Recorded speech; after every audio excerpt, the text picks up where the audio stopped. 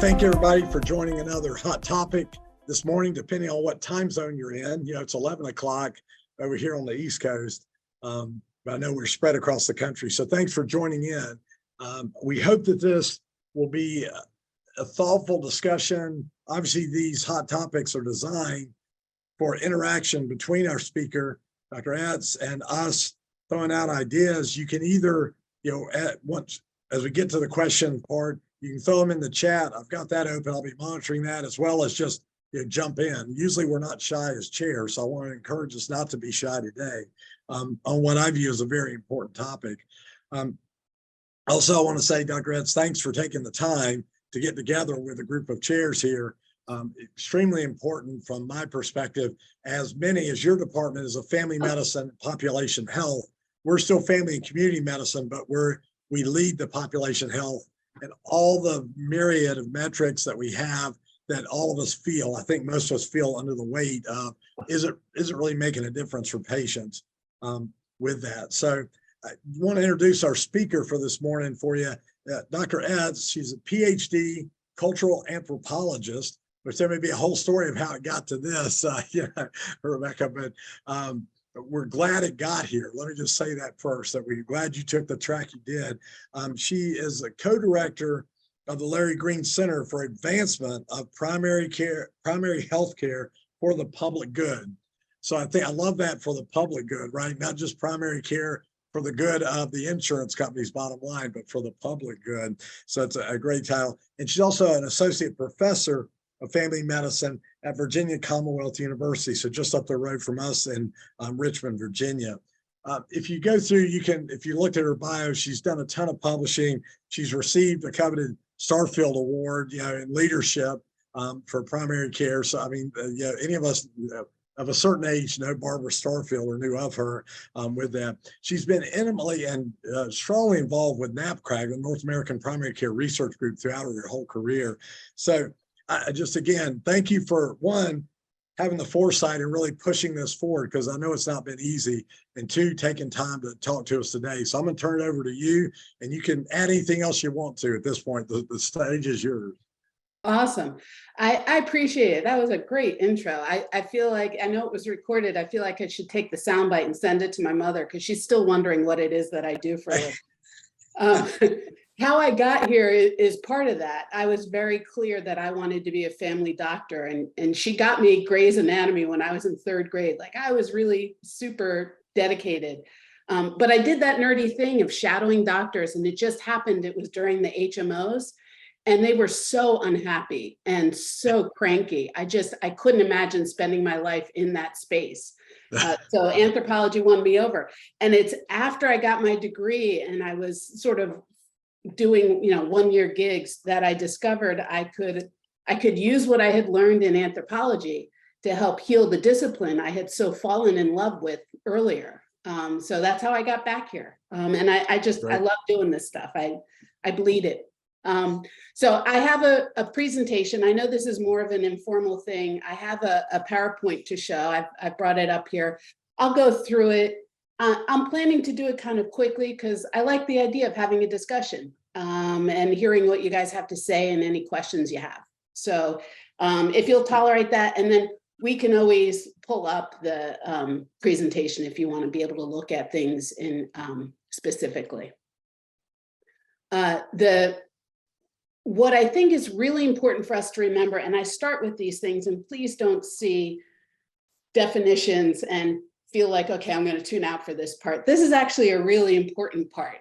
We do not use measures the right way, and you guys know that, but sometimes we need the language to be able to explain to other people, what is it that's not working here? So I find it's really important to remind people that a measure is simply a unit or a number. All by itself, it really doesn't mean anything. You need a metric for it to have any kind of understanding of what it is. So it's a 42. Is that 42 inches? Is it 42 degrees? Is it a BMI of 42? You need something that helps you to understand what the 42 means in relation to a scale. And then you need some context to know if that's a significant thing or not. Is a degree of 42 beneficial or not? Is 42 inches useful or not? Is a BMI of 42 bad or not? We have context that helps us to understand what those numbers mean. Without those two things, they're insignificant. Then we have quality, and quality is really a different thing than measures. And you guys know this too. I am working very hard to make this point with payers and purchasers. Quality is a standard that we create, and it is based on two things. First, it's based on an agreement about what the expectations are. What is it that patients want that we are trying to deliver on? The second is that it requires a comparison so we know what's a reasonable expectation. You can't get everything you want all the time. What's reasonable to expect? And we have our shared agreement based on that. The way we then assess quality is not to look at quality itself, but we look at the tasks that people do that we know creates quality. Those are our performance. What are the tasks that we do that leads to achievement or accomplishment? And accountability then, are we doing the tasks that align with the expectations? That's the conversation we try to set up. And I sat on the National Academy of Medicine's consensus study for primary care, and in our chapter on quality and accountability, this is how we lay out our terms. This is what we should focus on. Measures then really do need to be fit for purpose. They need to match up with what it is that we're trying to do. This seems logical, but we forget it. And certainly the systems that measure us forget it continuously. They are reliable in that regard. A measure in our world is about status of health. It's about what should we be aspiring to achieve, and how do we provide those aspirations for professionals so they can be motivated with their behavior. That's not actually what we do, right? We've created a very damaging dynamic. You either have a survivor-like context where you have to achieve the end by any means necessary. So you get that A1C that you need by any means necessary. It is not motivating the right professional behavior for achieving that outcome. Or it hangs over you, literally like Damocles' sword, right? We're waiting any second for it to drop on your head. That's what measures feel like, and that's not what they should. That's really dysfunctional and damaging. Then we have patient measures. And there's a great misunderstanding of patient measures, of the difference between experience and perception. And most of the measures we have right now are actually about experience. And what we need are measures of perception. The world of medicine, when it opened up to the idea that patients should have a voice, got very nervous about allowing patients to grade clinicians based on their perceptions, because it's hard to control how somebody thinks, right? So we're worried about making ourselves vulnerable to the random thoughts that somebody else has and the unrealistic expectations they might have. That's how we got CAHPS. The people who created CAHPS were actually trying to do good, but they worked within a system that only allowed for people to report on their experience. Experience is itself a transactional thing. It's obtained through observation. It's being aware of events around you. It's knowing that something happened or it didn't. It's knowing 42. It's not knowing, is 42 a degree, an inch, or a BMI? It's nothing about the relationship of that number to how people make sense of it. Perception is how people make sense of it. It's not just knowing the thing happened. It's having an awareness and an understanding of what that thing means to you and your story, your health story, your functional story, the stuff you really care about. We want to know how patients are doing. We don't actually want to know what their blood pressure is. We want to know what that means for them and their health status, right? And it's different for different people. That's the beauty of primary care, is we bring all of our expert knowledge related to those clinical measures, and we apply to it our expert knowledge of the person in front of us and how they experience their lives. So we need measures that use the right evidence. And that meant that we needed to start over, because the stuff we have really doesn't use that. So I started by asking open-ended questions, asking people what was most important when they were seeking care and what was most important when they were delivering it. And that led to crowdsourcing of about 1,000 stakeholders. It was really extensive. And we asked questions that were purposefully designed not to tap into rhetoric. I never used the words patient-centered, value-based proposition, clinical excellence, none of that mattered, right? How do you know good care? How do you know if you're getting it? How do you assess it? That's what I wanted to know. Once we had all the answers from everybody and we analyzed it and we came up with what we thought they had, it was now a really cool academic exercise, but it had to work in the real world. To make it work in the real world, we had a Starfield conference. We invited 70 national experts from every discipline you might find in a primary care setting, and every patient or regulator. We even have an actuary sitting out there at this conference. If you look really hard, CJ Peak, there you are right there. He's on the screen. He's also in that room. It was a really cool group of people. From that, we came up with 11 areas that mattered, and we created one item per area. Parsimony is key. Let's not be burdensome. You can ask about something using 57 questions. That doesn't mean that you should. So one question, one item per area that people cared about. And to create the language for those items, we used all the words that people wrote to us and the language of those experts in the room. We had a digital recorder on every table. We did not use academic nomenclature. We didn't use the trendy terms. Patients don't actually talk about their nurse practitioner. They talk about their doctor, and they're not confused. They know the person who takes care of them is a nurse practitioner, and they often love that. But doctor is the colloquial term that they use for the person who takes care of them. That's why we use that term. So all of our things relate to the language that people actually use.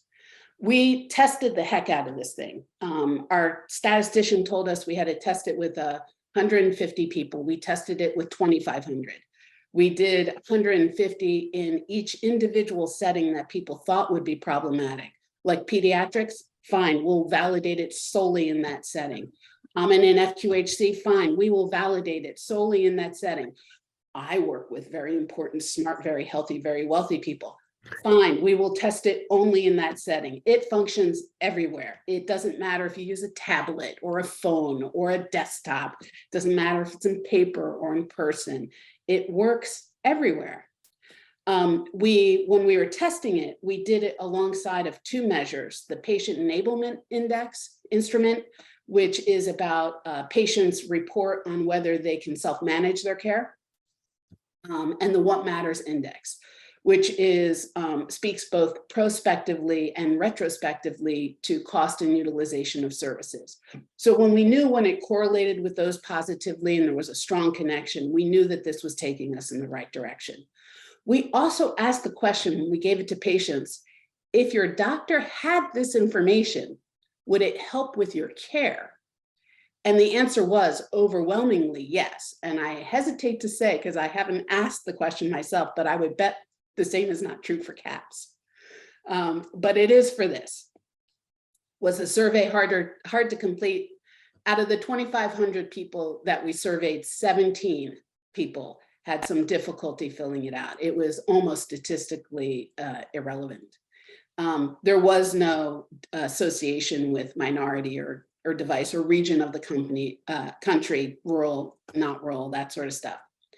There are worries and concerns that people have, and I always like to be really transparent with that and transparent with what we know and don't know. I think that's the only way we can be honest about whether this thing is useful. How does it relate to outcomes? I speak about this in a couple of ways. The first is to say, actually, whether your patient is perceiving there's a good connection here or not is an outcome we should care about. So in that way, it's directly related to outcomes. And we have by surrogate through those two instruments, the PEI and the WMI, we have some idea of how it relates to traditional outcomes. We're currently doing the studies to test those traditional outcomes, so we don't have that data yet. Are the items actionable? Yes, they are. It turns out that if your patients say, no, my doctor doesn't know my health goals, that's actually an actionable thing. You can work to create awareness of their health goals. And then now you know it. Many of the questions are kind of like that. The one question that doesn't really sit in that space is, my doctor and I have been through a lot together. Obviously, there's no action you can take with that. Not every question is meant to be actionable. The measure is meant to be actionable. The question of whether you've been through a lot together helps us to understand whether you have a close connection with this patient or not. It helps us to interpret the rest of the responses in the overall score. So no, we also don't intend a QI activity for that. There is no QI activity for that one. There doesn't always have to be for each individual item. We've just gotten so rote about how we approach these things that we ask these questions and we're not really thinking about them when we ask them. We did test it in all kinds of populations. We haven't found that anybody with any particular population is disadvantaged. And yes, this is about patient perception, but usually a patient satisfaction measure, everybody scores the end. You know, if you know the fancy math terms, it's an asymptote.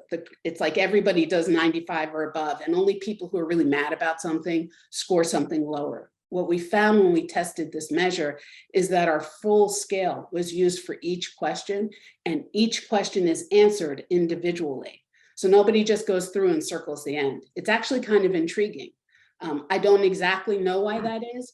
I have to believe it's probably because these questions feel meaningful, and so they actually pay attention to it rather than, oh, I just have to get this thing over with.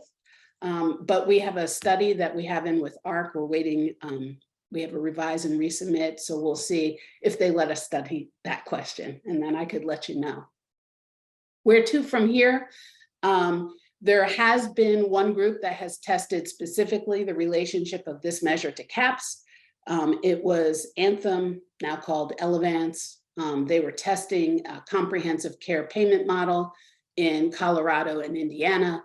They were testing our measure against CAHPS specifically because they found, this is a surprise, I know, but they found CAHPS kind of burdensome and nobody was really excited about it.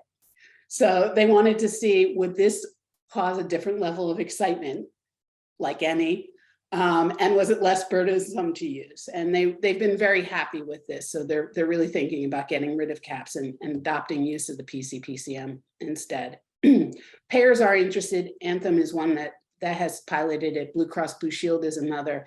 Lots of health systems that are internally, self-insured, excuse me, are testing it. So we have lots of indication that people are interested in wanting to adopt. It has been endorsed by both CMS and NQF, so it is part of MIPS right now. It's used with active patients. We define an active patient as somebody who has any contact with the practice in the last 12 months that was recorded by the EHR in any kind of way. So it could be a consult, it could be a phone call or a visit. You can send this out on paper or electronic, it doesn't matter. We send it out once a year to each patient on the month of their birth. That's how we know they only get it once a year rather than repeatedly, and it's not triggered to be sent in relation to a specific event or encounter like CAHPS. It's not about a transaction, it's about a relationship. So we purposefully separate it from transactions. You get 30, as soon as you hit 30 responses per a clinician for the year, then you're good to go. You've got a performance measure. Most people get much more than that. It's simple to do the score. You add the stuff up and divide it by the number of people who sent you responses, and that's your score. For an item, when you're looking at the overall instrument, it's 11 items. You add up all the individual items, you divide by 11, and that's how you get your score. It's pretty easy. Everybody is eligible. There is nobody who's excluded. We only don't include people who don't fill out the majority of the instrument. You need to fill out 8 questions in order for it to be relevant. We haven't actually had anybody who's taken the instrument and not filled out all the questions. So it's a curiosity again, but it's there. Because this is a new measure, benchmarking is also still new. So what we have, CMS, after the first year is done, so once they issue their findings from 2022, we'll have a benchmark for 2023. What we have in benchmarking is the 2,500 plus all the other places that have piloted the PCPCM. So we have about 4,000 PCPCM scores, and the average was about a 2.7 on the scale of 1 to 4, or 69% is what that translates into on a scale of 1 to 100. This is low. It's going to be low because it's anonymous and it's done in the abstract. When a practice does it directly with their patients, the average tends to be about a 3.1. I would expect when we see the CMS information that the average might be a little higher than that, because the people who are taking it on in first year are early adopters, and they actually tend to be better performing than practices on the whole. We support positive use of it. Everybody asks that. I'm not actually excited that it's in MIPS. I think that makes it so that people can use it, but I don't like the idea of there are winners and losers. I like the idea that you should meet some minimum level of shared expectation and professional norm. There should be a benchmark, but and maybe we give people who do really well way above the benchmark some sort of bonus. But in general, I think you guys do a hard job, and you shouldn't have to wonder how you're getting paid. You should just be paid for what you do. And this shows that you're meeting the minimum standards required. And for those who are doing well above the mean, highlight them. Share it with the rest of your practice or health plan, so that we know we can learn from those exemplars. For those who are below, let's take a look at their setting. Let's see if there's some way we can help them so that they can do better. The last thing I'm going to mention is the use of this measure for patterns of care and population. And we are used to talking about equity and assuming that we're talking about poor Black people in crime-riddled communities, because we use these terms in a really non-reflective way. I hate that. I think it's kind of ugly. I say that with a smile, right? Because we often end up in these conversations and we don't realize it, but we should work against it. It is inequitable if any care is designed differently for a group of people based on their social characteristics. Everybody should be receiving the same kind of care. Everybody should be getting full access, comprehensive, whole person coordinated primary care. They should have the right to feel known. They should have a clinician who advocates for them. Their care should be designed in relation to their family and community, and we should know their health goals. That should not vary based on any social indicator. What's useful for this measure is that we can see the damage that typical quality measures have done. They have actually forced us into providing inequitable care because of all the things we have to check off for different groups of people. Here, I like to highlight something that is important to me, which is actually age and health status. So if we look at the scores in blue, for people who are young and self-identify as having very good or excellent health, and we compare it to the scores in orange for people who are over 60 and identify as being in poor health, what we see is that first, our assumption that younger people don't care about relationships is not actually true.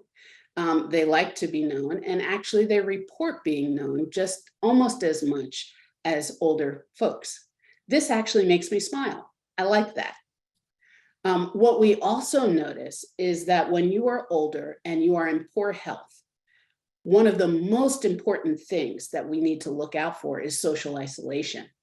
But because the measures we have focus so much of our time and interaction with patients on checking off what's going on with chronic conditions, we very seldom actually get to ask them about those questions of how things are going with their family, whether they're feeling socially isolated or not, and what their health goals are actually about at this stage in their life. So ironically, it has caused us to create an inequity for them relative to those things that are actually most important for their well-being. So it's nice to be able to use this measure to actually be able to determine all different ways in which we might look at people erroneously and design their care in that way. So I usually bring up these two slides because I really love them. I was in architecture before I was in primary care. And I think about, accountability and what it means. This is a building that is designed based on incremental updates, right? Like this is something we can recognize and we can see its practice and it's functional, but I don't know that I want to go there. I want to go here. I want to go to a place that's responsible, that feels organic to the environment in which it's located, right? That's the place I would feel happy getting care. And I think that's the place you would feel happy delivering care. That's what this measure is meant to support. We do have some early adopters, love them, happy to talk to you about any of them. But at this point, I'll just shut up and turn it back over to the full screen, and I'm happy to answer any questions that you guys have. Thank you so much. And this is fantastic. Great hitting the information through there. Stimulated a lot in me. I'm going to stay shut up for a little bit. And then let me open it up. Either throw it in the chat or just jump on and turn your camera on and ask your questions. Otherwise, you'll have to listen to me ask a few. So. Hi, this is Wayne Altman from Tufts in Boston. Hey, Wayne. I'm an unabashed Rebecca Etz fan and enjoyed your presentation thoroughly. I have good news to report to the group that a week ago today, we submitted, after 4 years of work, legislation in the state of Massachusetts to double primary care investment and switch from fee-for-service to a global payment. In this legislation, we spoke about quality measures, and the legislation says there can be a menu of 10 quality measures. You get to choose only 5 of them. A minimum of 2 have to be about patient experience, and 1 of them has to be the PCPCM. Oh, wow. Oh, that's great. That's fabulous. I had no idea. Well, I was a fan of you before, but now I'm even more so. With that said, I saw on your early adopters list Blue Cross Blue Shield of Massachusetts. Can you say more about that?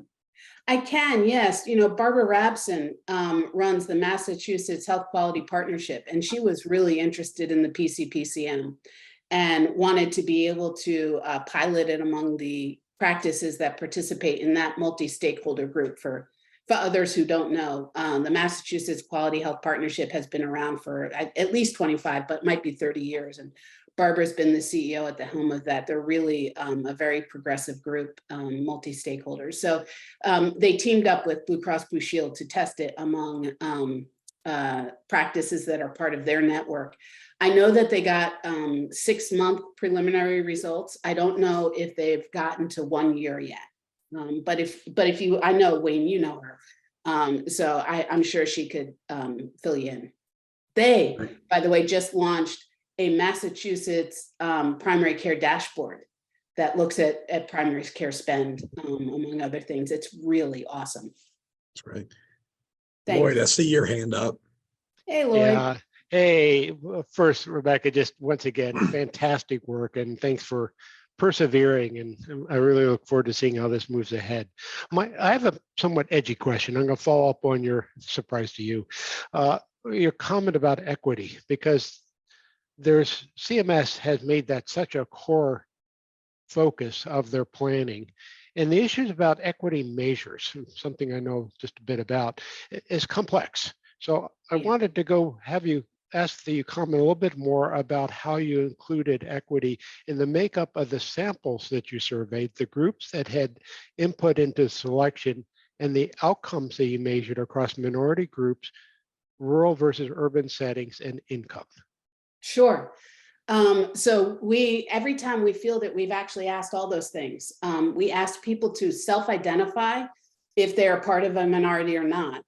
And in addition to that, we asked them to identify with the different racial and ethnic categories that you get from a regular census. The reason why I asked you self-identify as a minority or not is because the national categories that we use as racial categories, they're often not meaningful, right? And people like, I'm a gay woman, I would check off white, but I would still consider myself to be a minority when concerning my healthcare. And that's not captured really anywhere. So we allow people to have that designation. During the pandemic in the beginning, or during 9/11, there are different times when nationalities or religions actually become a category that could cause minority status. Rebecca, I was actually asking a different question though, which is Okay. to what extent those groups were involved. I mean, there are 439 folks in the initial sample who identified as minority. And you had a statistically significant difference around income. To what extent were members of those groups involved in the development of the measures? Not whether you asked about how they view themselves, but were they involved? Yeah. To what extent you validated that these are true equity measures as viewed by those groups? Yeah, no, that's a great question. So we didn't ask them if it was an equity measure, right? We asked them if it was a measure of primary care. Equity measures are Complex. whether you can see equity or not with a measure is different than whether or not it is a measure of equity, right? So when we were creating this measure, we consulted with 1,000 stakeholders, and 40% of those stakeholders were minorities. Okay. 40% were minorities. At the Starfield conference, we specifically sought national experts who were also minorities themselves. That was actually hard to do because like 5% of the world of primary care is minority, so it's not actually as easy as one would think. We had only, of the 70, we had only one person in the room who was Black. I was really disappointed by that. We had 5 people who had said that they would show, but only one ended up showing up. I reached out to other people after the fact to make sure that we were getting their input. Most other categories, whether it's sexual orientation or race or ethnicity, were actually represented among the 70 as well, 30% in the room. So we did a lot of inclusion in the beginning. When we tested it, we specifically tested it in practices that were 90% minority patients as well, because we wanted to make sure that we weren't disadvantaging any population.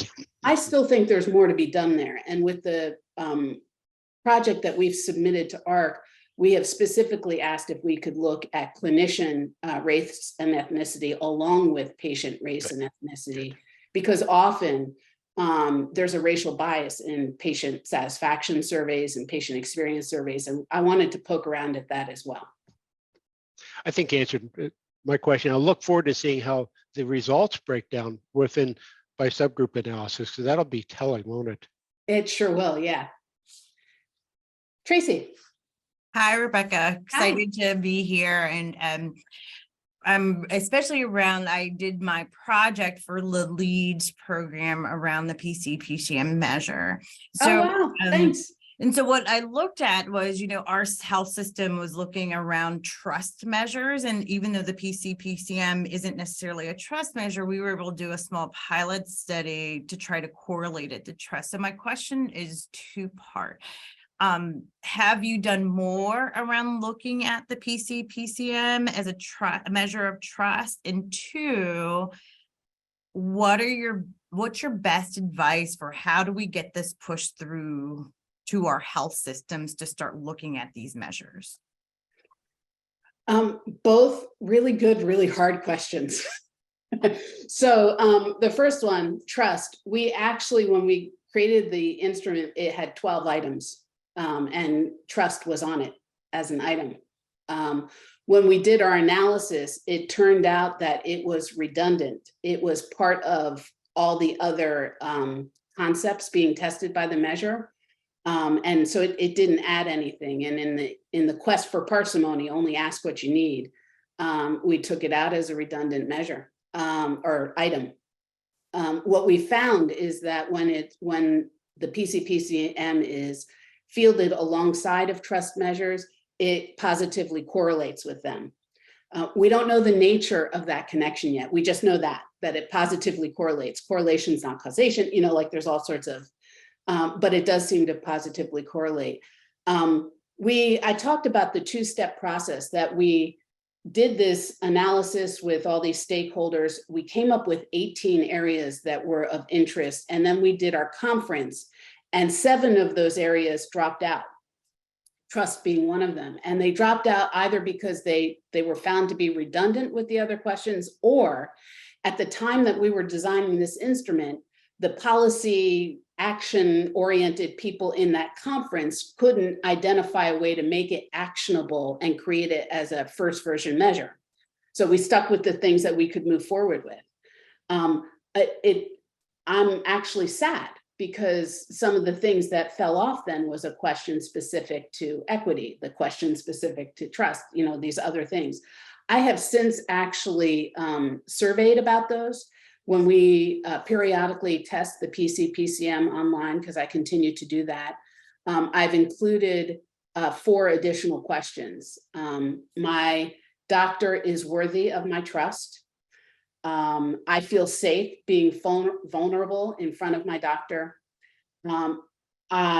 Patients in this practice are respected the same regardless of race, sexual orientation, or ability to pay. And there's a 4th one, I can't remember right now, but I've asked those, and I actually haven't really figured out how to analyze or make sense of those data well, because for each of those questions, we ask, how would you rate your doctor? Is this something that's important to you? And do you think this is something that affects the quality of your care? And those numbers are all low. And I kind of don't know what to make sense of that just yet. And I think I need an interview study and not a survey in order to figure that out. So that's a little bit extended on your trust question. Your second question about how do we get systems to use it, that's a 2-parter. One is that I found that a lot of systems have very pragmatic questions. How much effort is it going to take from us? How expensive is this to adopt? Do we need to integrate it into our EHR? Are clinicians going to be mad at us, right? Like, they have those very pragmatic sorts of things. VCU Health System, my health system with 21 primary care locations, is adopting this measure. The initial data pull to be able to send this survey out to all the patients for all our primary care practices, they say it took them about 8 hours. They estimate it cost them about $80 per hour to do that. So, relatively inexpensive. Doesn't have to be integrated with the EHR. That always makes people happy. This actually is patient reported information, so you can leave that EHR alone. Everybody really likes that.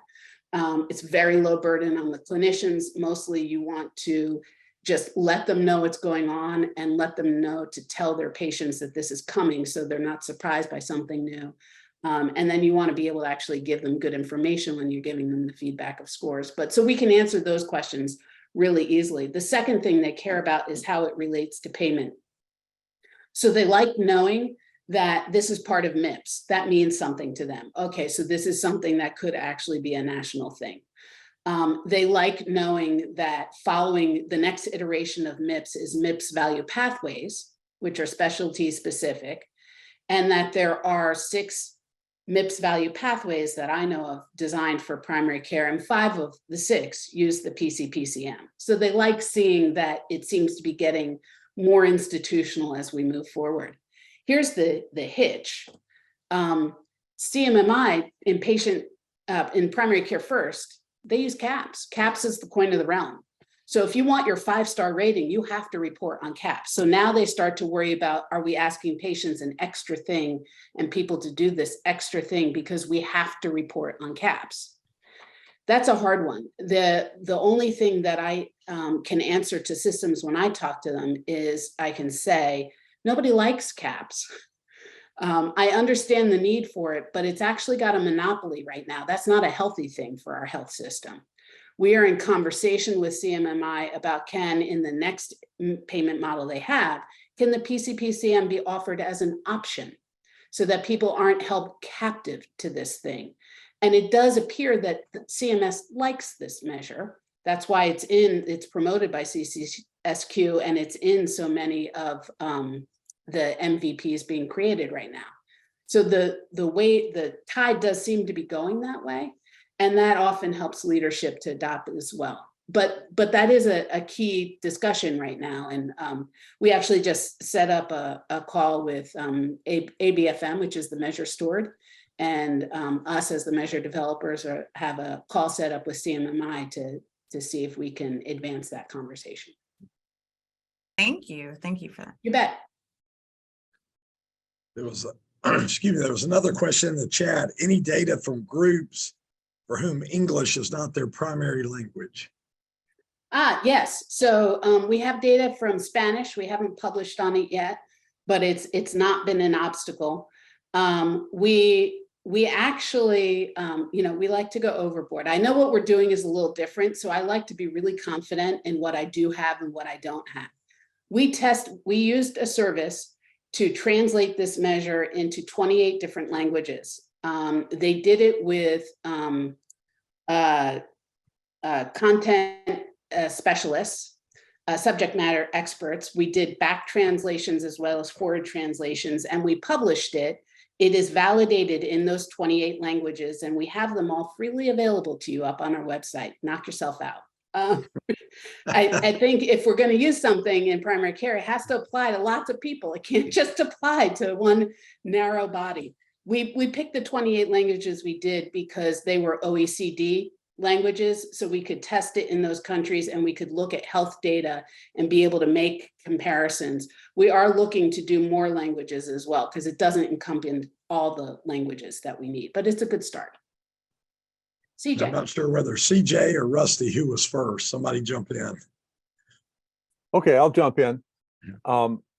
Here's a question. Is this a follow on to the idea of the challenges of uptake in the Yes. big systems where the coin of the realm issue, which is really big in our place, not only because of the payers and the habits of our giant university health plan, practice plan, and also in Minnesota, the Minnesota Community Measures, which publishes all the performance across all the clinics every year and CAPS is in it. So you can't really change it. So here's the question. I'm wondering about introducing this in a backdoor. And if you've known other groups that have done this, like we have a lot of highly funded community engaged research where they're doing a lot of things with clinical issues, but there's this based on a community engaged model. And so the question is, do you know people that like build the PCPM into the grants, into the methodology, funding it that way, make it part of that. And our clinics are following our research thing with community engaged care, where they're building all these relationships and our research people are teaching them how to go to communities and enlist the leaders, and then have those things funded that way too. So that you build it in that way through the academic side, and then have that example be something that maybe could be persuasive to compete with the coin of the realm. What do you think of that? And do you know others doing that? I think that's a great idea. I think it's fabulous. I'm not surprised that you came up with it. Mike Klenkman actually does that at Michigan. They got a SIMS grant and they worked it into their SIMS grant, and they do it at a community-based level working up. And they've collected 6,000 or 9,000 PCPCMs as part of that effort. So they probably have enough advancement that they could talk to you about it in a knowledgeable way. Oregon, I know in Oprah, that practice-based research network, they've been looking to do the same. We, of course, have been doing it with our VCU projects. My co-director at the Green Center is Kurt Stange. He's at Case Western. I know they've been doing similar and had some projects that they reported on in pediatric practices in particular.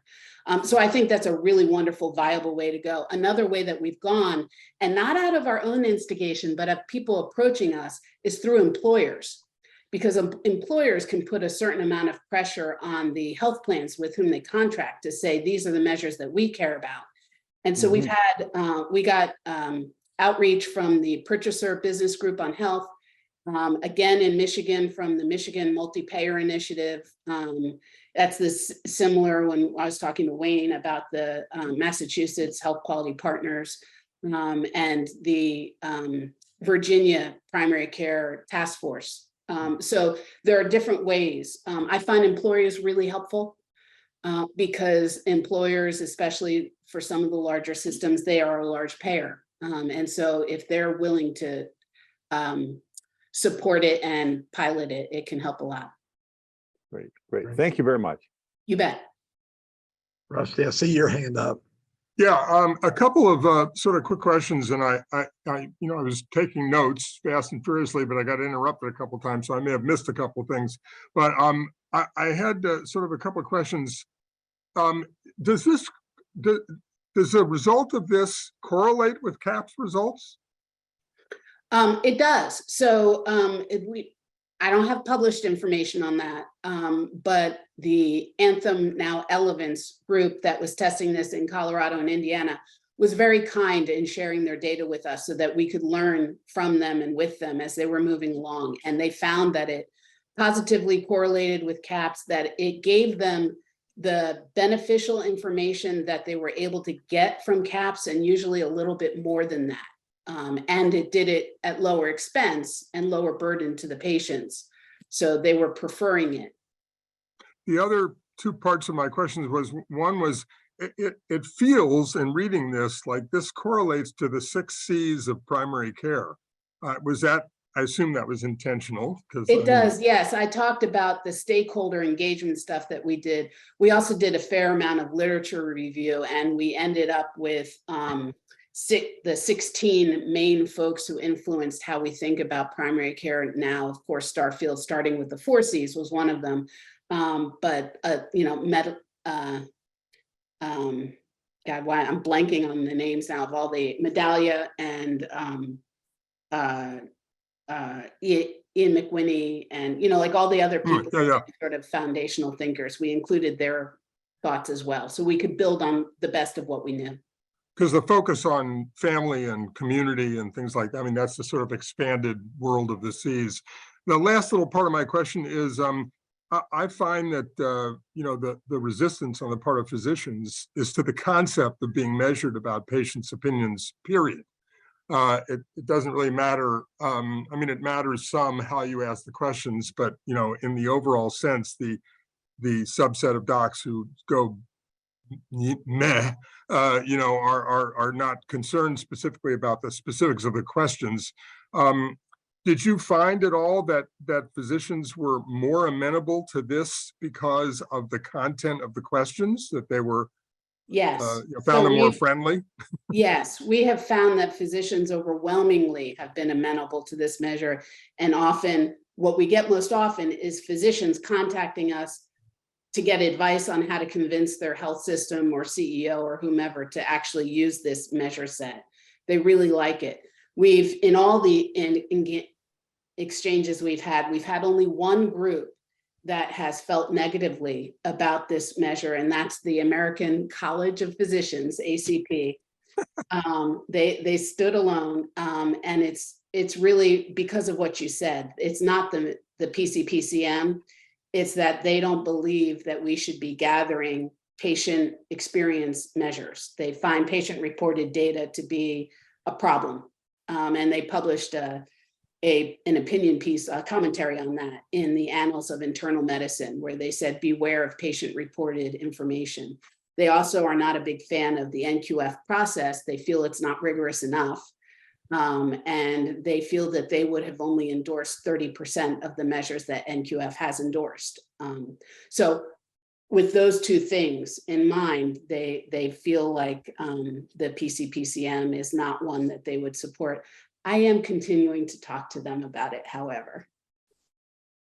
Thank you. Lloyd, I'll get to you one sec. Rebecca, I just wonder with that about what Rusty was saying, how people hate measuring, if some of it is not the measure, but then we get put into percentiles, right? We can't all be above average. And so I'm just wondering with this measure, you talked about outcomes. Are you thinking about coming up with saying a 3 and above? Once you're above a 3, it doesn't matter. Yes. Right? Because on the Press Ganey, that was the problem. A 95 is the 20th percentile. Well, okay, so I just failed. If my wife did that at the undergrad campus, she would lose her job, right? Right. It's really stupid. I really do feel that we use measures in the most perverse, stupid ways, and I don't know why we do it. We understand this about a lot of things. We know if we're looking at, again, I'll just choose BMI because it's easy, right? We know if we're looking at a BMI, just because we can do a scale 0 to 100 doesn't mean we target 100. That would be really bad. Nor does it mean we target 0. That would also be really bad. We understand we're looking for a range and it sits somewhere in the middle, and that's normal. But we put a measure in front of somebody and it instantly becomes, you should be perfect, and how far from perfect are you?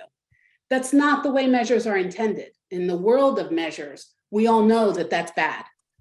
I don't know why people use that. So the one question that people ask me about all the time, this doctor and I have been through a lot together. They're like, but I have patients I haven't been through a lot together. This isn't fair. And I think, what do you mean it's not fair? Of course you have patients you haven't been through a lot together. That's normal.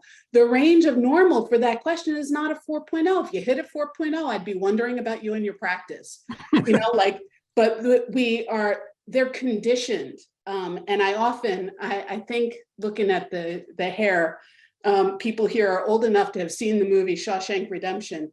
And there's a character in it whose name is Red, and they talk about he was institutionalized. He'd been in jail so long, once he was out of jail, he didn't know how to function. I would say the same is true of doctors.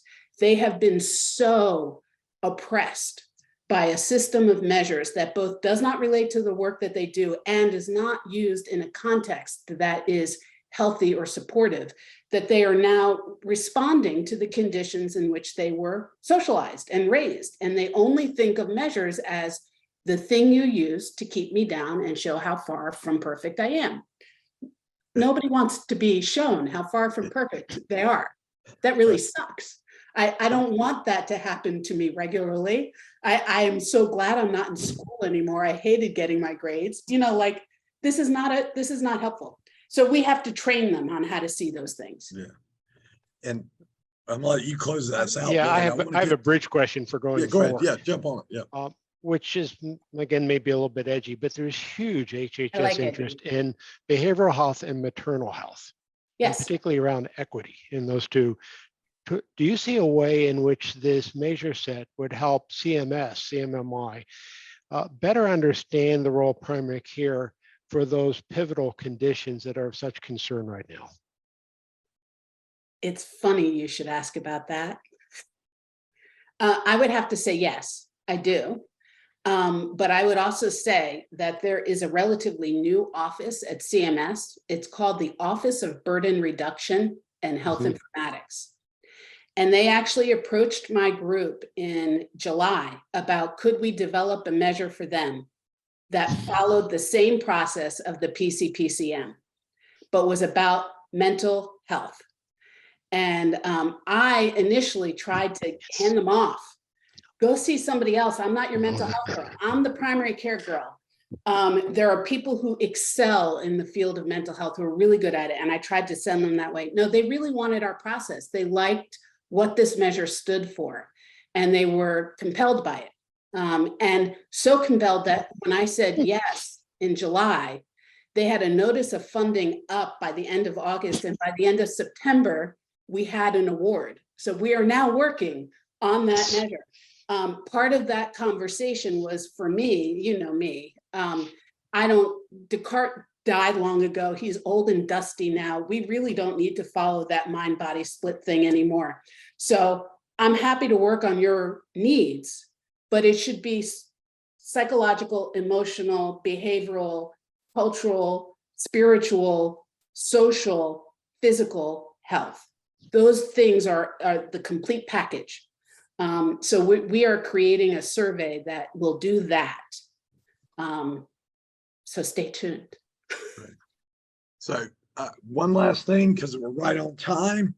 Great conversation. Again, Rebecca, thanks for joining today. This was fantastic. My pleasure. We did have one question from Melinda. I want to make sure, Melinda from Kansas, I believe, had asked, how do we pilot this at our institution? And Sabrina had said that they were piloting at Medical College of Wisconsin. So I don't know if we're looking for breakfast table topics down in Atlanta, but that could be one for, Sabrina, to get people together. If we're piloting or interested in piloting this, certainly in 3 weeks, 4 weeks, Sam will be in Atlanta and keeping this conversation going. So Thank you so much. This was You're so fantastic. welcome. Appreciate your time. It's my pleasure. And Belinda, my email address is available. You can email me anytime. I'm happy to help Okay. anyone. Great. Thank you All so right. much, everybody, for the warm welcome. Thank you, Rebecca. This was great. Thank you. Have a great rest of your Friday.